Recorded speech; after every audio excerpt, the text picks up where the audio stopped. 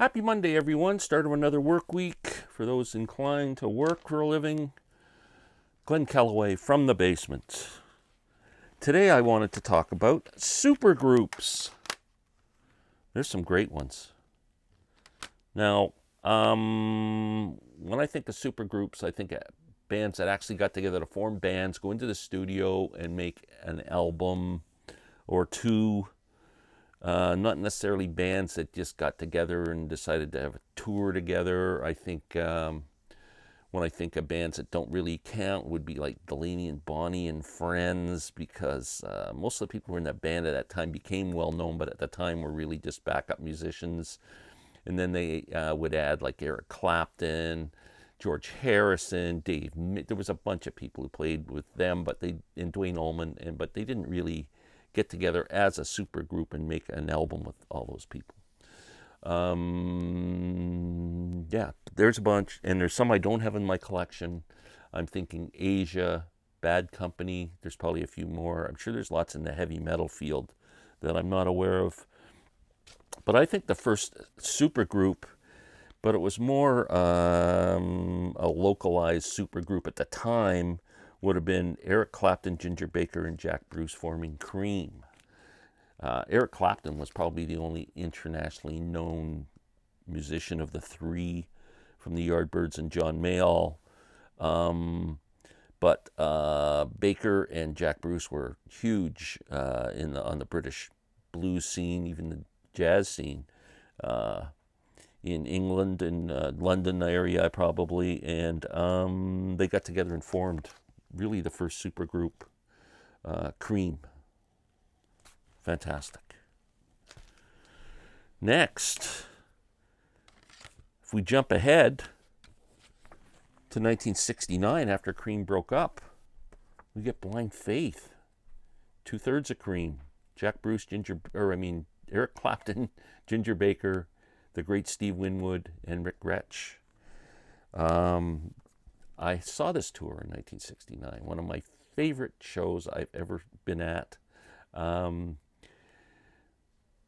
Wow, just incredible. This album is, I think, a must-have for anyone's collection. I maybe do a video on that. What albums are you gotta have? Had to Cry Today kicks it off, and then I Can't Find My Way Home. Presence of the Lord, which was a hit.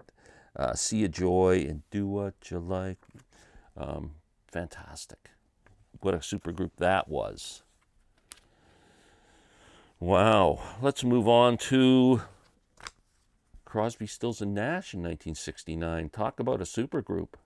Graham Nash from the Hollies, Stephen Stills, Buffalo Springfield, and David Crosby from the Byrds. From the moment they got together and blended their voices, it was just magic. And this album is incredible. Sweet Judy Blue Eyes.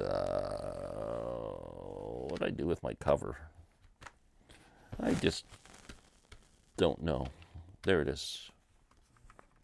Sweet Judy Blue Eyes. They're kind of I think it was a minor hit with Marrakesh Express. David Crosby's great Guinevere.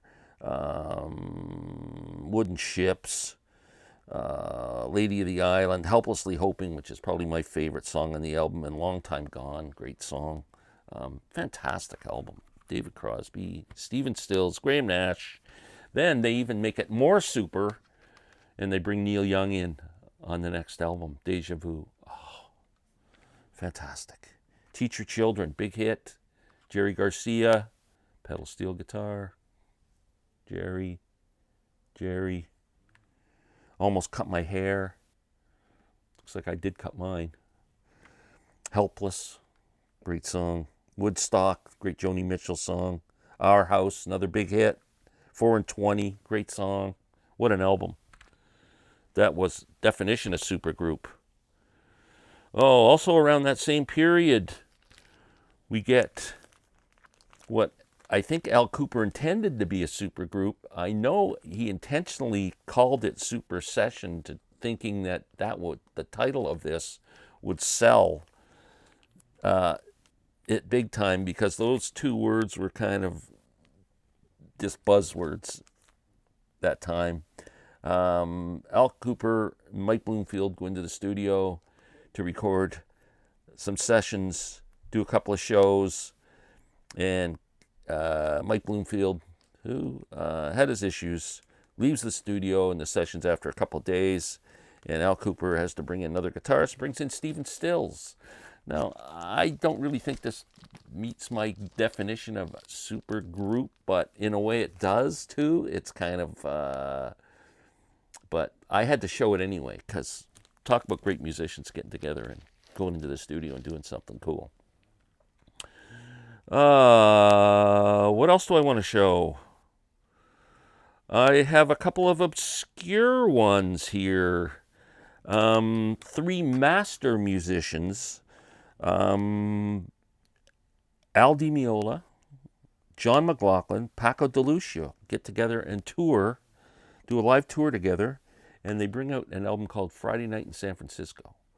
Fantastic live album, just incredible, and sounds so good, and just 3 almost genius musicians playing together, incredible. They do go into the studio and form a group. This is an album called The Guitar Trio, fantastic album. They have another one called Passion, Grace, and Fire, I think. But talk about a group of super master musicians forming a super group. Another obscure one for you guys, but any bluegrass or acoustic music fans will know this. One of the great music festivals of the year in the United States of America is the Telluride Bluegrass Festival in the 3rd week of June every year in one of the most beautiful places on earth, Telluride, Colorado. That attracts major acts. Robert Plant has played there.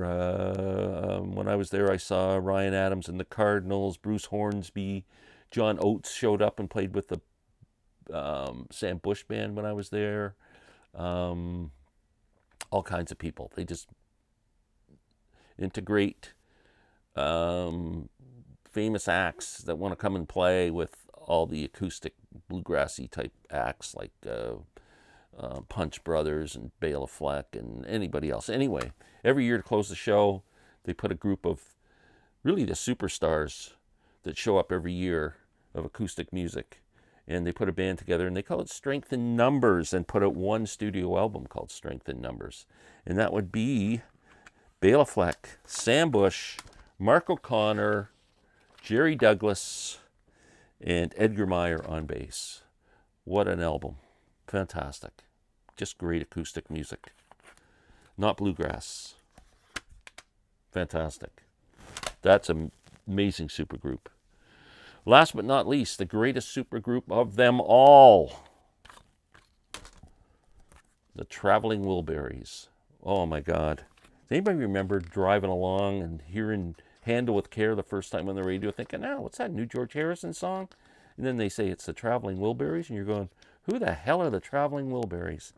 And then we find out, this was like a secret to me. Unless, let me know if anybody knew beforehand that this was coming out, because it was a total shock. And Dylan, Jeff Lynne, Tom Petty, Roy Orbison, George Harrison, just superstars. And put out such a great record. And then Roy passes away from a heart attack, unfortunately, when they really were just, who knows what they would have done. And then, so they skip a volume 2, and they go back in the studio and do a volume 3. Weaker album compared to this, but be hard to match this. Anyway, just incredible. Handle with Care. Congratulations. Heading for the Light. Tweeter and the Monkey Man. End of the Line. And just a freaking great album. My favorite supergroup. One more I forgot to mention here. This is kind of not that good. But Steve Howe and Steve Hackett got together, 2 of my favorite guitar players. The rest of the band, I don't have a clue who they are. But they made an album called GTR, which I'm not sure if they made any more records or anything. I just pulled it, and I forgot to show it. So I hate to end on that note, so I'm going to again say Traveling Wilburys. Yay. That's it. everyone have a great day. Please subscribe if you have not. Please give me a thumbs up or a thumbs down if you think I'm a dick. Whatever. I don't care. And thank you very much.